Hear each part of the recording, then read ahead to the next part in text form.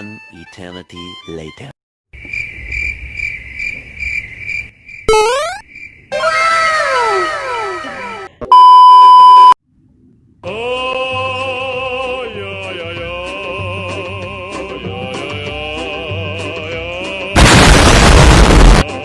Halo mem, halo mem. Ini adalah tugas geografi saya yang bernama saya Andre Ricardo dari kelas kelas IPS 1. Ore. Jadi mem, misi juga mem, ini akan saya upload ke YouTube. Soalnya saya punya YouTube. Jadi kalau boleh subscribe, silahkan subscribe di bawah sini. Terus kita di video kali ini kita akan membahas tentang geografi. Kita mulai saja, let's go. Oke, jadi kita akan menggunakan ini. Salah. Kita akan menggunakan ini. Jadi ini mem sebagai pembantu aja saja untuk mengembangkan topik-topiknya. Gak boleh sih pakai ini juga. Satu catatan, satu buat tadi mem. Soalnya kan wartawan juga butuh teks mem. Jadi gitu. Jadi kita masuk tentang geografi Indonesia. Jadi pertama kita masuk secara geografis, Indonesia itu terletak di antara dua benua dan dua samudra. Apa-apa saja. Jadi dua benua itu adalah benua Asia dan benua Australia. Sedangkan sedangkan samudra itu adalah Samudra Pasifik dan Samudra Hindia. Segitu saja dulu video kali ini. Kalian mampem canda. Itu ditambah lagi dengan garis khalistiwa. Jadi bagi permisi ya, ini kan saya menjelaskan ya, sorry ya. Jadi yang belum tahu garis khalistiwa itu apalah, garis khalistiwa itu seperti ini gambarnya. Saya akan pampalkan aja. Jadi Indonesia itu terletak di khalistiwa 0 derajat. Yang berarti kita itu ada di musim tropis, betul. Jadi itu garis khalistiwa itu ada tropis, ada yang subtropis, ada yang sedang, ada yang tinggi. Tinggi itu yang di kutub utara dan kutub selatan. Itu juga berlaku untuk selatan, untuk berlaku juga di utara. Jadi kita itu kan terletak di iklim tropis jadinya. Jadi Indonesia itu hanya ada 2 musim. Karena kita berada di musim tropis. Yaitu musimnya itu adalah hujan dan kemarau. Jadi hujan itu berlangsung sampai September sampai Maret kayak bahasa Inggris. Jadi kemarau itu juga sampai dari Maret ke September. Balik-balik aja sih. Tapi itu harus kita pelajari, soalnya itu penting untuk geografi dan semua itu muncul di semua soal. Saya juga singkat sih.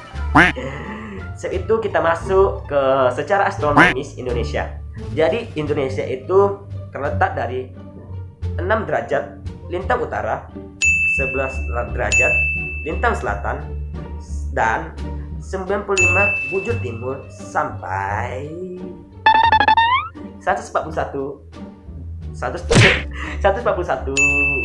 derajat bujur timur. Setelah itu kita masuk ke materi selanjutnya itu, sorry ya, ada ekonominya, sorry mem.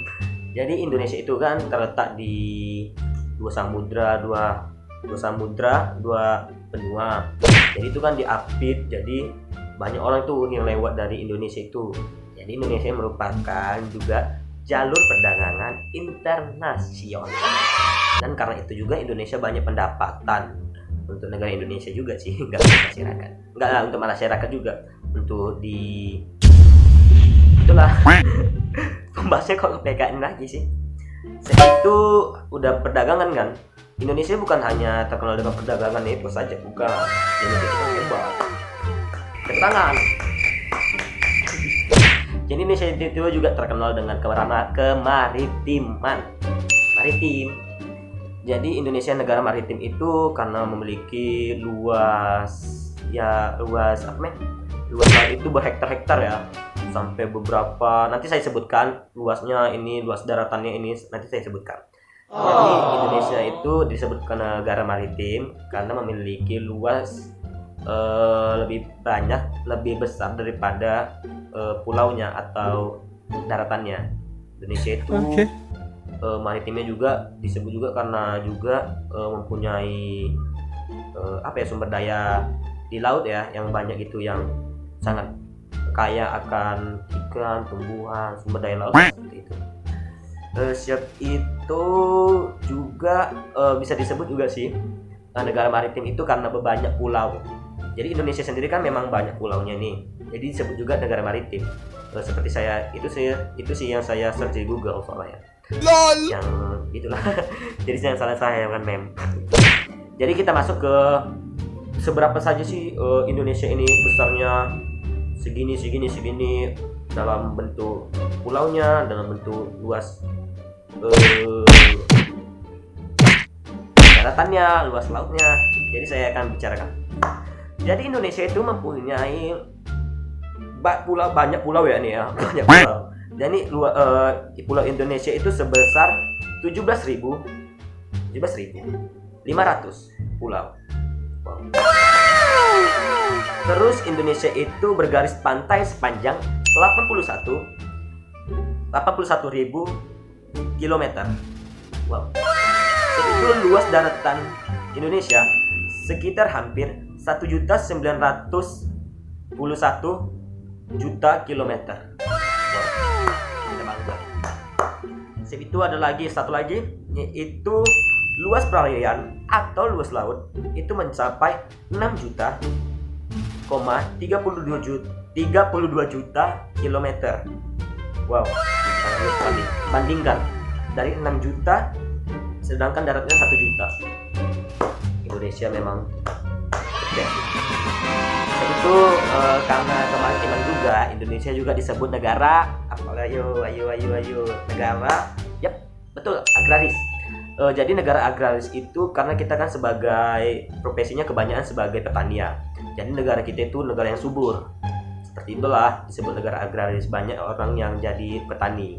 Indonesia kan terkenal dengan sumber dayanya apa karena tanahnya yang begitu subur ya kan. Siapa yang tahu daerah mana yang paling subur? Siapa tahu? Yap, betul sekali, daerah Jawa. Karena apa? Karena di sana terdapat banyak gunung berapi. Jadi kesuburan tanah itu disebabkan juga karena faktor gunung berapi ya. Contohnya kita tahu salah satunya tuh tanah vulkanik. Tanah vulkanik itu berarti tanah yang berasal dari gunung. Yeay, betul. Tadi yang saya maaf ya tadi terpotong, soalnya Indonesia juga yang tadi Indonesia sebagai negara maritim itu disebut juga sebagai negara atau di dunia Indonesia sebagai pusat kemaritiman. Pusat kemaritiman. Bayangkan kita sebagai pusat kemaritiman. Berarti Indonesia itu luasnya lautnya itu berarti sangat luas, sangat banyak dan sangat berkaya akan sumber daya manusia alamnya di laut maupun di daratan.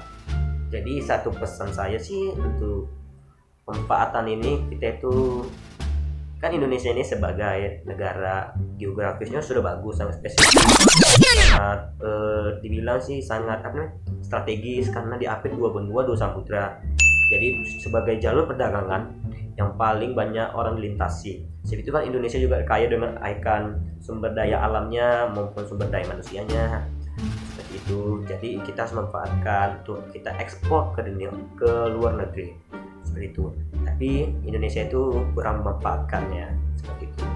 Jadi kita harus pandai-pandai untuk manfaat. Jadi kita harus selagi kita manfaatkan, kita kembangkan negara ini. Terima kasih, see you and